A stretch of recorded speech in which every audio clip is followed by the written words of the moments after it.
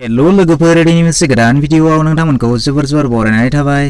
नोंथांनि दानफानि आया 15,000निख्रुइ खम नामा?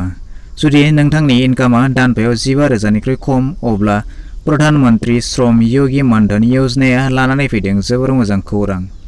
सानफ्रोमबो 2 रां जमा खालामनानै बोसोराव मोननो हागोन 36,000 रां पेन्सन। दानफायाव 15,000निख्रुइ खम रां आय खालामग्रा सुबुङाल'सो बे फायदाखौ लानो बोसोर आबुं जानायनि उनाव दानफायाव रां मोननो हागोन 3,000 रांहै मोननो हागोन अब्ला बोसोराव 36,000 रां पेन्सन महरै मोननो हागोन। स' बिदिब्ला बेनि थाखाय मा खालामनांगोन, सोर सुबुङा बेनि थाखाय एप्लाइ खालामनो हागोन, गासैखौबो बे भिडिअनि गेजेरजों फोरमायलांगोन। अन्नानै भिडिअखौ जोबजासे नायना गावनि रावजों latest update, informative, educational, knowledgeable video मोननो थाखाय अन्नानै चेनेलखौ साबस्क्राइब खालामनानै लादो।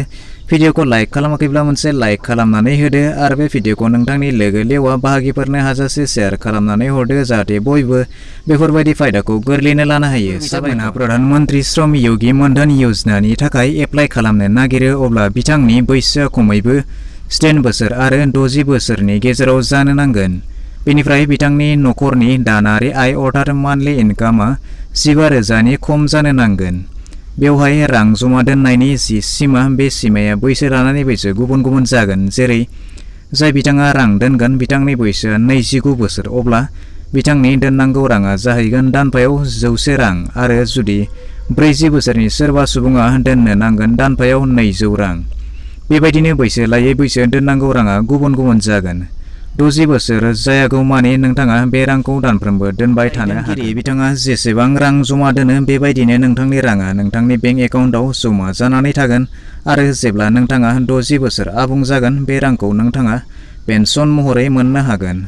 जमा दोननाय राङा जेसेबां जायो बेनिनो सरकारा होनाय सुद आरो मुलजों 60 बोसोरनि उनाव नोंथांनि दानफायाव 3,000 रांहै बोसोराव 36,000 रां मोननो हागोन। बे आसनिनि बागै आबुङै मिथिनो लुबैब्ला एबा माबाफोर कमप्लेन्स दङब्ला बा माबाफोर गियान नोंथाङा आरजिबावनो लुबैब्ला नोंथाङा बेवहाय होनाय कास्टमार केयार नाम्बाराव कल खालामनानैबो नोंथाङा गासै बाथ्राखौ मोजाङै मिथिनानै लानो हागोन। बेवहाय फन नाम्बार होनानै दोननाय दङ 180026768888 आरो खनसे बुंफिनदों 180026768888। थ' बिदिब्ला नोंथांमोना बेवहाय 24/7 नोंथांमोना बेवहाय कन्टेक्ट खालामनानै गासै बाथ्राखौ मोजाङै मिथिनानै लानो। प्रधानमंत्री श्रम योगी मानधन योजनानि आसनिखौ एप्लाइ खालामनो नागिरो। थ' बिदिब्ला बिथांमोना बेवहाय जेबो अनलाइन बेखौ नङाब्ला अफलाइन बेखौ एप्लाइ खालामनो हानाय नङा। बेखायनो नोंथांमोनखौ आं खावलायो जे नोंथांमोना जिथु नोंथांनि खाथियाव थानाय जिथु CSC